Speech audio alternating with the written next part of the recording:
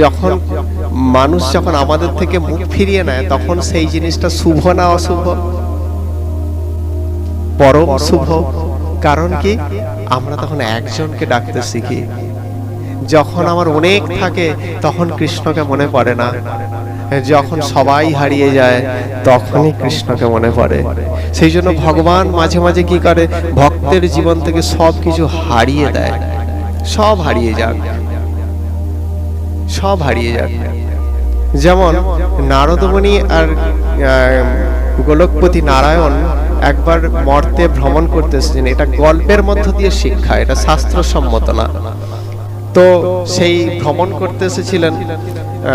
নারদমুনি বললেন যে পথে হাঁটতে হাঁটতে আমি খুব ক্লান্ত, পিপাসার্ত, আমার একটু জল হলে ভালো হয়।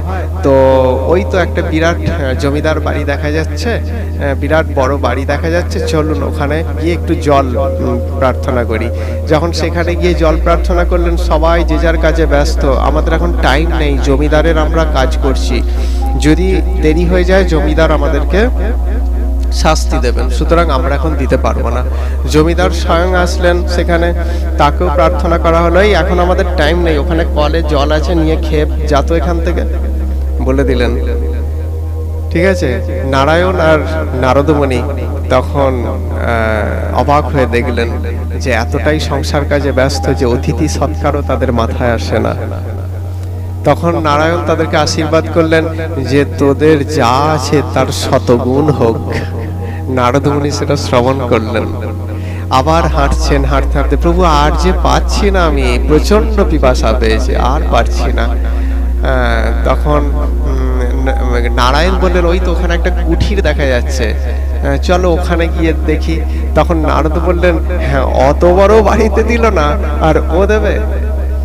প্রভু আপনি যে কি বলেন, আচ্ছা নারদ তুমি চলোই না, দেখি না কি হয়, কি করে দেখি।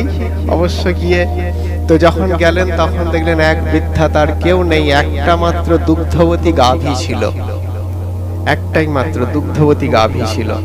সেই যখন তার কাছে গিয়ে যখন প্রার্থনা করলেন যে মা আমরা খুব পিপাসার্ত, আমাদেরকে একটু জল দেয়া হোক, তখন তিনি কি করলেন, যত্ন সহকারে জল দিলেন, সেই গাভীর দুগ্ধ দহন করে এনে তাদেরকে খাওয়ালেন। হ্যাঁ, অতিথি নারায়ণ সেই হিসাবে সেই জ্ঞান করে তাদের খাওয়ালেন। এবার যখন নারদ আর নারায়ণ যখন আসছেন তখন নারায়ণ তাকে বললেন যে তোমার ওই গাভীটাও না, নারদ বললেন যে তুমি তো ওদেরকে এত আশীর্বাদ দিলেন, শতগুণ হয়ে যাক, কিন্তু এনাকে কি আশীর্বাদ দেবে? তখন বললেন ভগবান যে এনাকে এই আশীর্বাদ দিই, এনার ওই একমাত্র সম্বল ওই গাভীটা অচিরেই দেহত্যাগ করবে। তখন নারদমুনি ছি ছি করতে করতে ভগবানকে ধিক্কার জানাচ্ছেন যে ছি প্রভু, আপনার এই বিচার যে আপনার এই বৃদ্ধা ভক্ত একজন, তার কেউ নেই, শুধুমাত্র এই গাভীটার ওপর ভিত্তি করে তার সংসার চলে, তুমি সেটাও কেড়ে নিচ্ছ।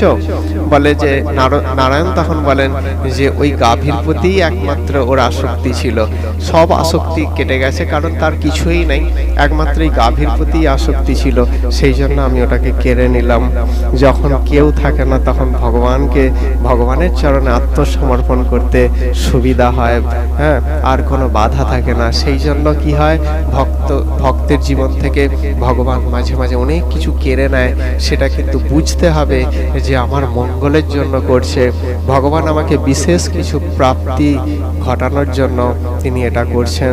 যেমন তোমার হাতে একটা বল আছে, ফুটবল আছে, তুমি এইভাবে একটা বাচ্চা ছেলের হাতে সে ধরে আছে, এইভাবে বলটাকে ধরে আছে, কিন্তু তার বাবা বলছে যে আমি ওর জন্য একটা হীরের আংটি এনেছি, ও আমি ওকে নিজের হাতে ওর হাতে দেবো সেটা। তখন কি করতে হবে বলো তো? ওই বলটাকে কেড়ে নিতে হবে না, আগে ওই বলটাকে তো তুলে নিতে হবে, তুলে তারপর তো তার হাতে হীরের আংটিটা দিতে হবে। বলটার ওপরে তো হীরের আংটিটা দেয়া যাবে না, তাহলে ওই জিনিসটাকে কেড়ে নিতে হবে, তারপর হীরের আংটিটা দিতে হবে।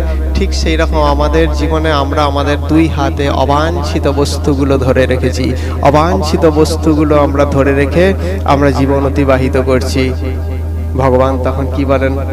ভগবান তখন বলেন, এইগুলো না কাটলে তো আমি তাকে তো আসল হীরের আংটি অর্থাৎ শুদ্ধ ভক্তিটা প্রদান করতে পারি না। সেই জন্য তিনি সেগুলো কেড়ে নেন।